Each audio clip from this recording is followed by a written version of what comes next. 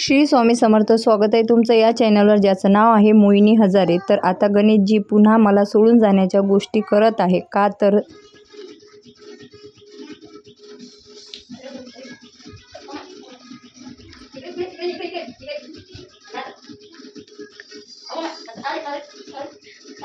तर हा गुरुवारचा ब्लॉग आहे जो मी खूप उशिरा अपलोड करत आहे, कारण कामामुळे होत नाही आहे. तर गणेशजींना नवीन बिझनेस गाडीवर सुरू करून द्यायचा आहे, परंतु एकदम कोणता व्यवसाय चालू होऊ शकत नाही. आणि लोकांचे जे टोमणे आहे ना, आजूबाजू लोकांचे काही कमेंट्सद्वारे आणि काही असे जवळचे पण आमचे लोक आहेत की ज्यांनी टोमणे मारणं सुरू केलेलं आहे याच्या त्याच्यावरून, की गणेशजी घरीच राहणार का आणि हिच्याच जीवावर खाणार का.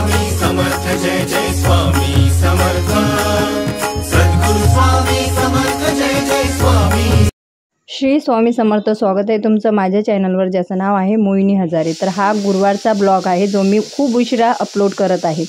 तर कसं आहे, गणेशजीला बरं नाही आहे आणि तुम्हाला माहिती आहे एकदम कोणतंही काम कोणाला मिळत नसते, परंतु माझा नवरा माझ्यासोबत राहत आहे. तर भरपूर लोकांचं असं म्हणणं आलेलं आहे की आतापर्यंत मी एकटीने सर्व काही केलं आणि माझा नवरा आता माझ्या जीवावर खातोय किंवा घरीच राहतो का, असं काही त्यांचं कमेंट पास करणं. काही जवळचे, काही शेजारी, काही नातेवाईक, असे सर्वजणांचा यांचा संमिश्र आहे. आणि कसं आहे, कोण कितीही लपून गोष्टी करू द्या किंवा कोणाजवळ बोलू द्या, काही करू द्या, परंतु आपल्यापर्यंत ते पोहोचतेच. तर मला त्या सर्वांना सांगायचं आहे की तो माझा नवरा आहे, बरोबर ना. तर ते मी ठरवणार त्याला घरी ठेवायचं की त्याला कामाला पाठवायचं. कारण मी हे गोष्ट गणेशजींना पण सांगितलेली आहे की तुम्हाला बरं वाटल्यानंतर, कारण त्यांना 15 दिवस मेडिसिन होतं आणि डॉक्टरनी आराम करायला सांगितलेलं आहे. जर मी कामाची घाई करीन किंवा त्यांना म्हणणार तुम्ही नाही कामाला जा आणि कामाला गेल्यानंतर त्यांची जर तब्येत खराब झाली तर विनाकारण मलाच त्रास होणार, बाकी कोणालाच नाही. आणि एवढे दिवस अजून त्यांना झाले पण नाही, बरोबर ना. त्याच्यामुळे मला त्या नातेवाईकांना, त्या कमेंट पास करणाऱ्यांना, आजूबाजूंना, शेजाऱ्यांना, सर्वांना सांगायचं आहे माझा संसार आहे, माझे मुलं आहेत. जेव्हा माझे मुलं 2 एकटे होते तेव्हा तुम्ही कोणी म्हटलं काय, खरंच यांना बापाच्या प्रेमाची आवश्यकता आहे, तू एकटी चांगली दिसत नाही. आणि आता माझ्या मागं जे कामं सुरू आहेत ना, बाकी अदर कामातही जिथं माणूस पाहिजे ना, ते माणसाचं काम माणूसच करत असते, कोणीच करू शकत नाही. आणि सर्व हा भ्रमाचा भोपळा आहे की हा माझा, तो माझा, असं काहीच नाही. जिथं गूळ असते तिथं माशा येतात, नाही तर बाकी काहीच नसते. तर हा गोड गैरसमज आपल्या मनाचा आहे, तो मला सर्वांचा दूर करायचा. आणि जे लोक कमेंट पास करत आहे त्यांना पण सांगायचं, प्लीज तुम्ही असं नका कमेंट पास करू. मला सांगा, आज हा मुलगा एवढा आनंदी दिसत आहे, खेळता दिसत आहे, कोणामुळे? त्याच्या पप्पामुळे. तर त्याला आनंद उपभोगू द्या ना. मी पाठवते ना बाबा माझ्या नवऱ्याला कामाला, का बरं तुम्हाला एवढं टेन्शन येत आहे? जर आमच्यावर जे काही येणार प्रॉब्लेम ते आमच्यावर येणार आहे. तुम्हाला आम्ही बोलणार आहे का की नाही मी माझ्या नवऱ्याला घरी ठेवला, आता तुम्ही मला हे प्रॉब्लेममधून काढा, नाही ना. तर असो, तर इथं गुरुवारची सकाळ झालेली होती आणि मला गुरुवारची मांडणी करायची होती. तर मी स्वराचा टिफिन करत होती. तर मी गणेशजीला सांगितलं की तुम्ही मला पूजेसाठी देवपाट जो आहे ना, चौरंग जे आहे ना, तो स्वच्छ धुवून द्या आणि उन्हात वाळू घाला. त्याच्यानंतर जे नारळ आहे ज्याच्यावर मी महालक्ष्मीचा मुखवटा वगैरे लावणार आहे, तर ते नारळसुद्धा मला सोलून द्या, जेणेकरून माझी गुरुवारची पूजा शांततेने पार पडणार आहे. कारण मागच्या गुरुवारी मार्गशीर्ष महिन्यातील पहिला गुरुवार होता आणि आम्ही हॉस्पिटलमध्ये होतो, त्या कारणाने माझा मार्गशीर्ष महिन्यातील गुरुवार गेलेला होता. तर या गुरुवारपासून मी पूजा मांडणी आणि उपवास सुरू केलेला आहे. तसा मी मागचा पण गुरुवार केलेलाच होता. तर आता इथं गणेशजी जरी घरी असले ना, तरी त्यांच्या प्रत्येक कामात मला मदत असते आणि ते मला भरपूर आहे की ते मला प्रत्येक कामात मदत करतात. एवढेच नव्हे तर त्यांनी मला एवढे पण बोलले की मला आता हे लोकांचं कमेंट पास करणे, शेजारचे टोमणे, हे ते जे बोलत आहे, म्हणजे ॲक्च्युली मला कोणाचाही कॉल आला की तेच, मग आता गणेशजी कामाला जाणार नाही आहे का, मग आता गणेशजी घरीच राहणार काय, मग अरे माझ्यापेक्षा टेन्शन तुम्हा लोकांनाच जास्त देत आहे.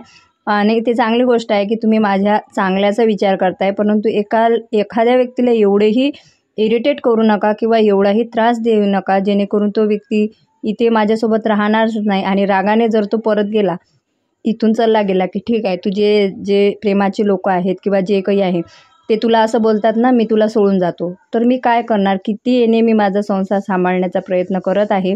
तर प्लीज मला माझा संसार सांभाळू द्या. कोणीही आम्हाला इरिटेट करू नका, कोणीही आम्हाला त्रास देऊ नका. कारण आमचं प्लॅनिंग खूप वेगळं आहे, खूप वेगळं आम्ही प्लॅनिंग केलेलं आहे, जे पूर्ण झाल्यावर तुम्हाला आम्ही दाखवणारच आहे. तर मी देवाचे भांडे वगैरे जे आहेत ना ते स्वच्छ करून घेतली. सगळ्यात अगोदर देवपूजा केली. देवपूजा केल्यानंतर मी गुरुवारची मांडणी केली. मांडणी केल्यानंतर इथं तुळशीला जल अर्पण करत आहे. गुरुवार असल्यामुळे महाराजांच्या फोटोला सुद्धा मी हार फूल अर्पण केलेलं आहे. आणि गुरुवारी खूप पॉझिटिव्ह एनर्जी येते. आणि ही साडी मला पेड प्रमोशनसाठी आलेली होती, त्याच्यामुळे मला याचं प्रमोशन पण करायचं आणि गुरुवार असल्यामुळे मला साडी पण वेअर करायची होती, महालक्ष्मीचा गुरुवार असल्यामुळे. तर म्हटलं चला आज ही ऑरेंज कलरची साडी वेअर करूया. तर याच्यावरच्या रील्स पण भरपूर व्हायरल झाल्या आणि याची कम्युनिटीला मी लिंक शेअर करत आहे की ही साडी मला कुठून भेटलेली आहे. तुम्ही इन्स्टा आयडीला त्यांना डायरेक्ट बघू शकता. हात जोडा, हात जोडा. चला तर माझी आता गुरुवारची पूजा झालेली आहे. चांगला आशीर्वाद मागा देवीले. देवीमुळे सर्व काही व्यवस्थित झालं तुमचं.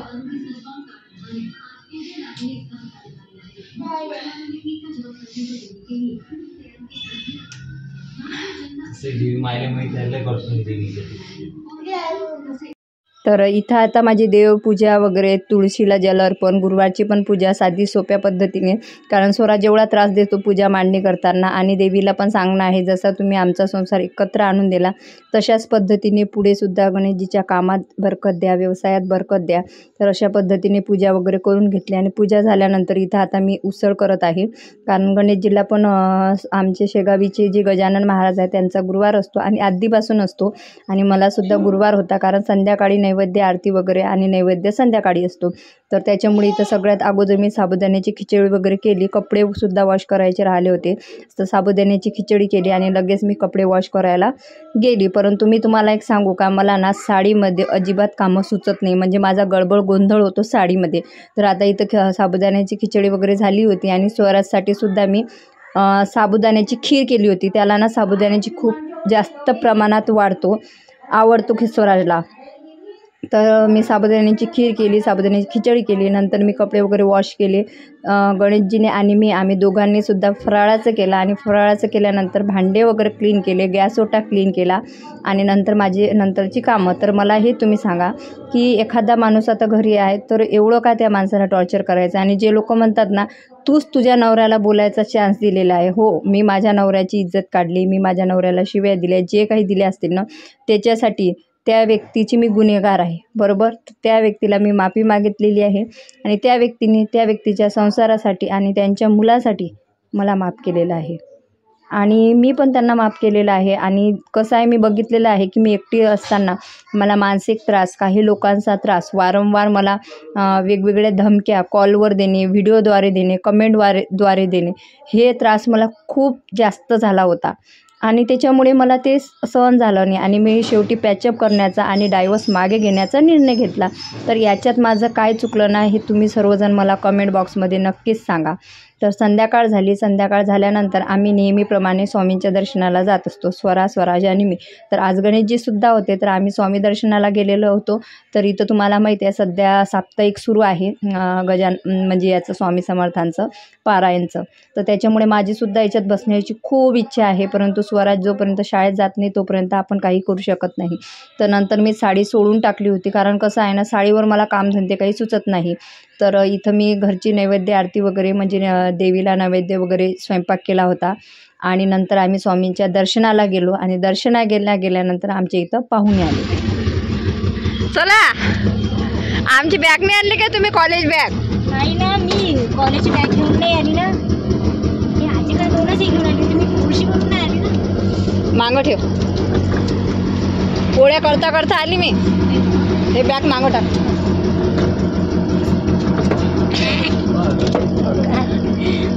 मला माहित होतं आकासा राहतेस म्हणून नेहमी. हे बाय हातही धुतले नाही. तुझ्यासाठी काहीच नाही आणलं पप्पा, आणले. चला आलेले आहेत मॅडम. लय दिवसानंतर लय लोकांची आठवण येत होती, कुठे गेले. मॅडम तिला पेपर देता की नाही, है ना मग? एवढ्या थंडीत कशाला आणलंय ना? बॅग पडली तिच्या पायावर. बोलली कारण तू बाळे होता ना त्यांचं. हो, पप्पाला सांग मावशी आली म्हणा. पप्पाला सांग मावशी आली म्हणा. एक मोठी मुलगी आहे ना. हा, व्हिडिओ कॉल कर. अरे पडली ना, उतर ना. पडला का तू?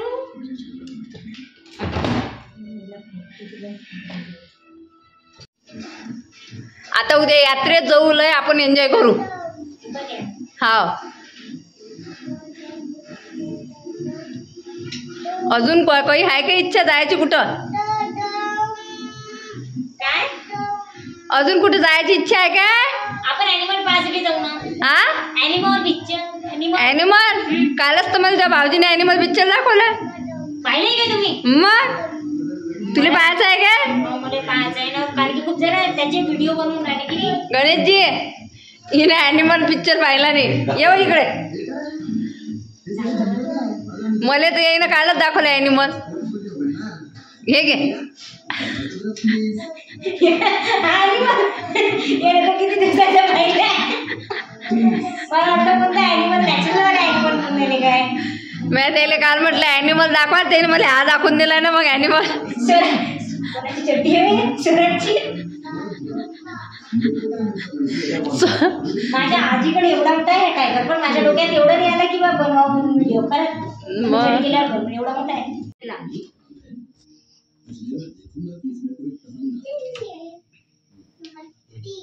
एवढे बस एक शर्ट घे एक टी शर्ट घे बस. राहिली चाललो गणेशजी आपण तिथं. मम्मी 2 असते टी शर्ट आणि एक पॅन्ट आहे. तुझे तर लय सारे कपडे आहे.